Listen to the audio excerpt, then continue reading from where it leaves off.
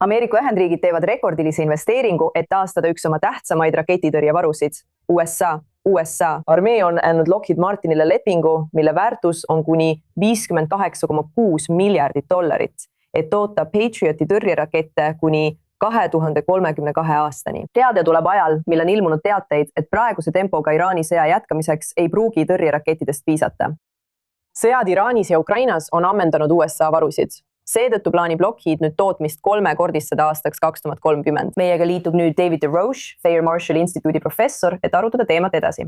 David, alati on hea meel sind siin I24 Newsis näha. Peaaegu $59 miljardit, pean ütlema. See on üsna tohutu kohustus. Mida ütleb selle lepingu suurus meile selle kohta, kui tõsiselt Washington raketiohtu võtab?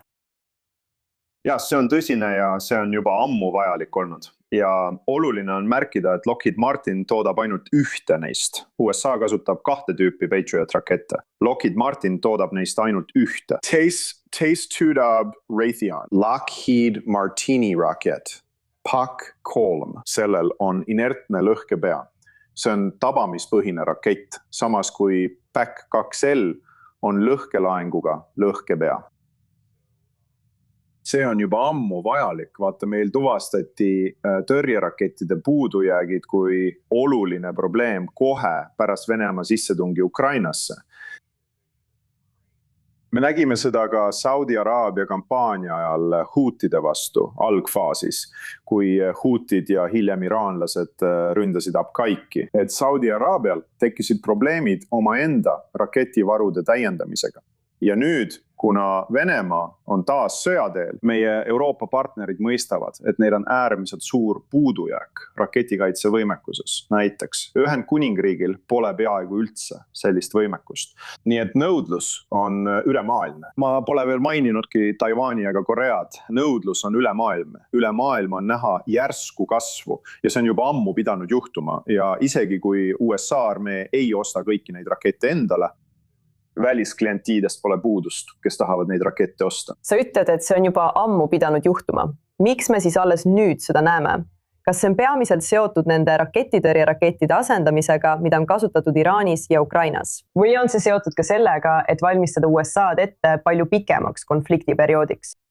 Mõlemad. Ma arvan, et just Ukraina sõda on see, mis seda tõesti ajendab.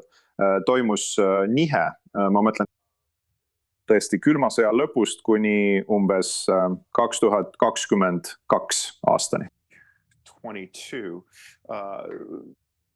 Sõjaline logistika ja eriti sõjalised hanget liikusid üha enam tsiviilsektori just-in-time mudeli poole. Idee oli selles, et kui sul on midagi kuskil laos seismas, siis on see raisku minev vara, mis vajab hooldust, mida ei pruugita sõjas kasutada.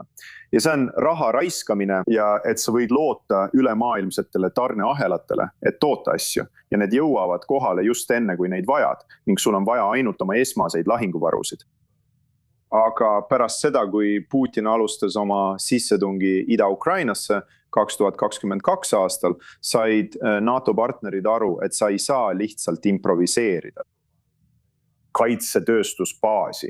Ma mõtlen, töötajad, kes nende rakettidega töötavad, ei ole lihtsalt osavad tehnikud. Neil peab olema ka julgeolekuluba. Sa ei saa neid lihtsalt Craigslistist palgata. Ja seal oli komandör. NATO sõjalise komitee komandör ütles seda kõige paremini. Ta ütles, vaadake, kui me tahame neid suure nõudlusega, kuid vähearvulisi vahendeid, mida meil sõjaks vaja on, peame leppima tõsiasjaga, et võib-olla peame maksma 30 aastat selle eest, et tehased toodaksid asju, mida meil tehniliselt täna või lähitulevikus vaja ei ole. See on lihtsalt toimiva kaitsetööstusbaasi ülalpidamise hind ja sellest saadi aru. Kahjuks arvan ma, et Ameerika Ühendriikides on me ei ole astunud nii kiireid samme, kui oleksime pidanud. Sest suuresti meie kaitseminister näib lihtsalt sellel teemal keskendumist puuduvat. Tundub, et teda huvitavad rohkem väe koosseisuga seotud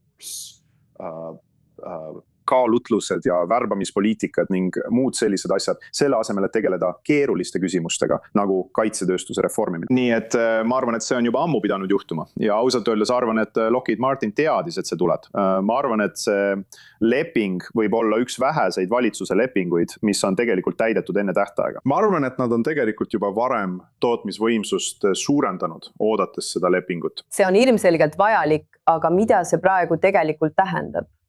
On teateid, et ühendstaabi ülem kindral Dan Kane on väljendanud muret selle väheneva raketitõrjevaru pärast, eriti seoses sellega, mis võib juhtuda järgmisena Iraani sõjas. Kas sellele probleemile on olemas ka kiiremat lahendust? On küll, ma mõtlen on olemas. No, üks paradoksaalseid rünnistusi on näiteks Lõuna-Korea. Lõuna-Korea tööstus ei austa intellektuaalomandit. Nii et ja Apple'i ning teistega on olnud palju kohtuvaidlusi. Seal on süsteem nimega Chonggang, mis on väga sarnane Patriotiga ja ühildub USA ning teiste süsteemidega.